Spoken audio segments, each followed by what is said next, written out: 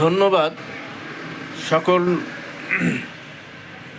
কি বলে যে অনিয়মকারী দুর্নীতিগ্রস্ত মানুষদেরকে,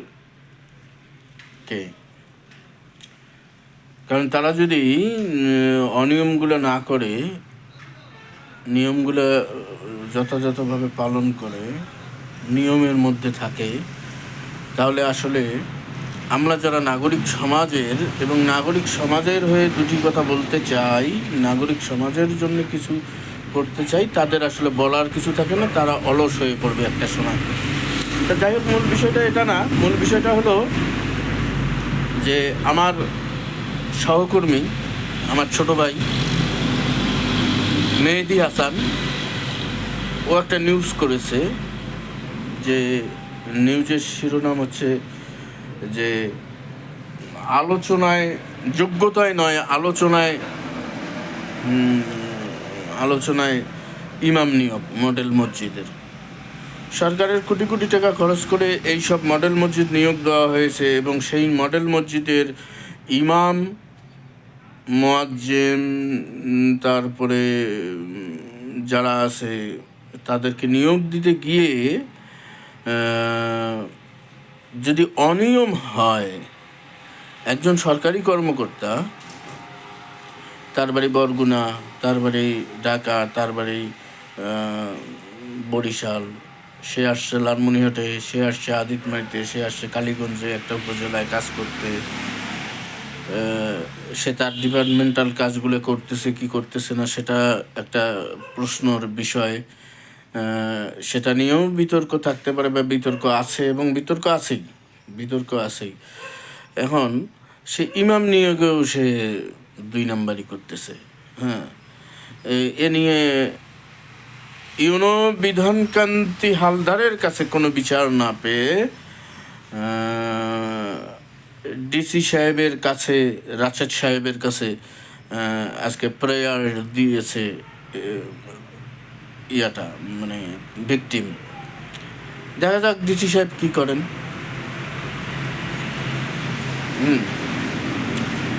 তা সেখানে নিউজ করতে গিয়ে, নিউজের মধ্যে যা দেখলাম, এবং নিউজ করতে গিয়ে আমি আমার কলিগের সাথে কথা বলে, এবং কলিগের যে অনুসন্ধানমূলক যে কথাবার্তাগুলো যেগুলো শুনলাম বা এভিডেন্সগুলো দেখলাম, তাতে ভয়ঙ্কর চিত্র।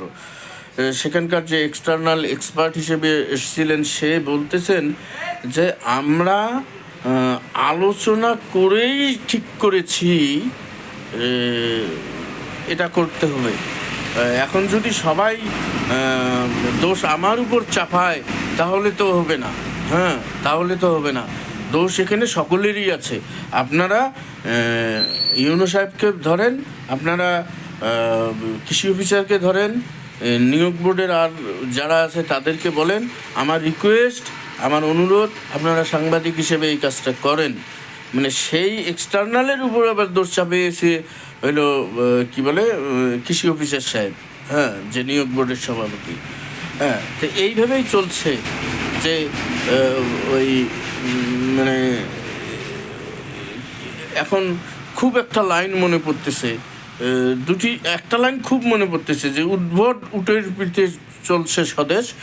আর মানিক বন্দ্যোপাধ্যায়ের একটা লাইন খুব মানে প্রাসঙ্গিক এই ক্ষেত্রে, যে মানে তার সম্ভবত পুতুল নাচের ইতিকথার মধ্যে মানে লিখেছিলেন যে সুখ হলো শুটকি মাছ, জীবকে ছোট লোক না করলে তার স্বাদ পাওয়া যায় না।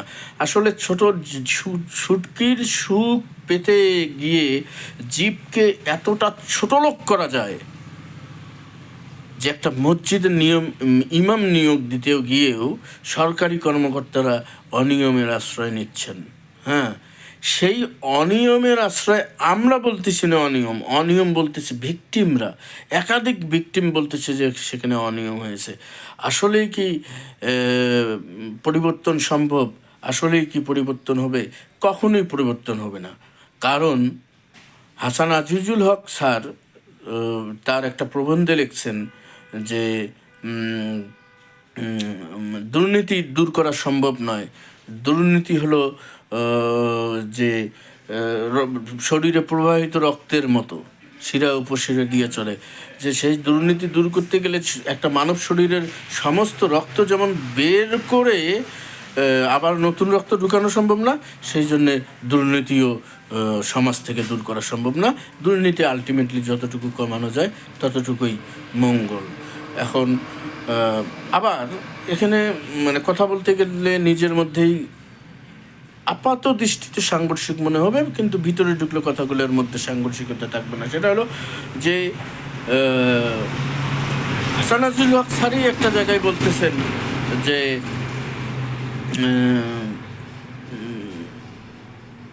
যে সময়ের নিত্যসঙ্গী তাকে বারবার হারানোও যেতে পারে, পাওয়াও যেতে পারে, কারণ সে চেতনাতে অবচেতনাতে একই সাথে ক্রিয়াশীল। আসলে যে বিষয়টা ক্রিয়াশীল তাকে বারবার হারানো যায়, বারবার পাওয়াও যায়, হ্যাঁ, চেতনাতে এবং অবচেতনাতে।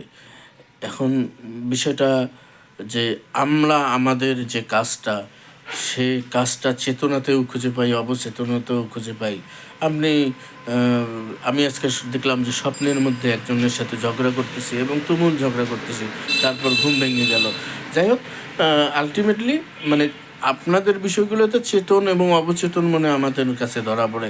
একটা জায়গায় আমি বলেছিলাম যে আপনাদের স্যার মহোদয় ক্রিটিসাইজ করে বলেছিলাম, অবভিয়াসলি, কারণ ভাই সাহেবদেরকে বলে যে মহোদয় আপনার চেয়ারের নিচেও আমার একটা চোখ থাকে, যে চোখটা মাঝে মাঝে খুলি।